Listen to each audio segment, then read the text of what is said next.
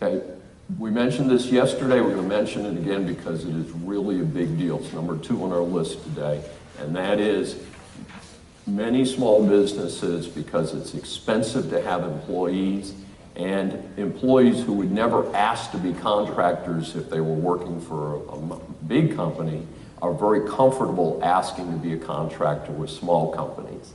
And a lot of our small clients are like, gee, this is terrific. I don't have to pay workers' comp. I don't have to pay unemployment.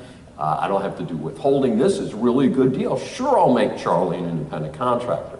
The problem with this is that Charlie really has to be an independent contractor. And there are several different tests that the Internal Revenue Service and the courts use to determine if this person is a legitimate independent contractor. If they're not, you run a significant risk that at some point this person will do one of several things. I'm not bragging, but I have a phenomenal record. I tell people if I was a baseball player, I'd be the highest paid baseball player because I have about a 9.99 batting average with the administrative agencies. 2 of the very, very few cases I've lost in 40 years were unemployment cases by independent contractors who, when their contract was terminated, went in and applied for unemployment benefits.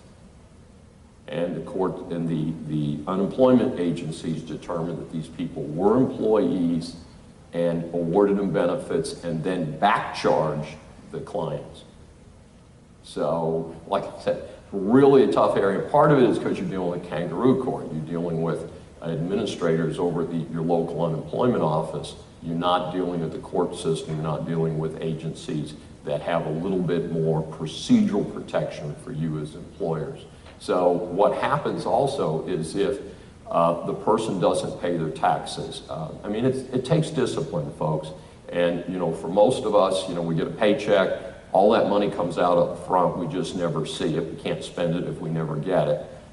A lot of people are not that disciplined, and if they're independent contractors, you're giving them gross money. Well, they're supposed to be making progress payments to the IRS all year, at least quarterly. Most of them are not doing it. I'll be blanket. Most of them are not doing it. So what happens is these cats go 2-3 years without paying taxes. The IRS catches up with them. The IRS brings them in, and they say, well, how much money did you make? Where is it? Et cetera, et cetera. They can subpoena their bank records and say, well, we see where you got a check, you know, once a month from any EASA member we can name, and where's that money? And he says, well, I spent that money. Well, you owe us $25,000.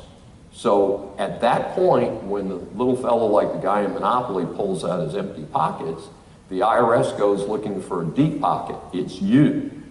And they're going to say, this guy got almost all of his income from you.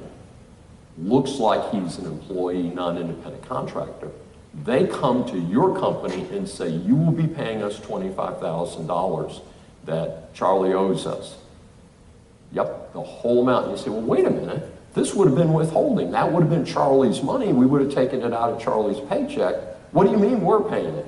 Doesn't work that way. They say, you should have classified Charlie properly. You should have taken the money out and given it to us. We're going to get it from you. So this is really important. Again, please be careful. I recommend that if you're not sure about somebody, run it by an attorney who has some labor experience. This is one of the things I routinely do for my clients is we'll run a couple people that are in the questionable zone through it and make sure that we're classifying people properly. Now again, some of these people like playing with the money. They may be playing the stock market, they may be doing other things, they may be funding a business.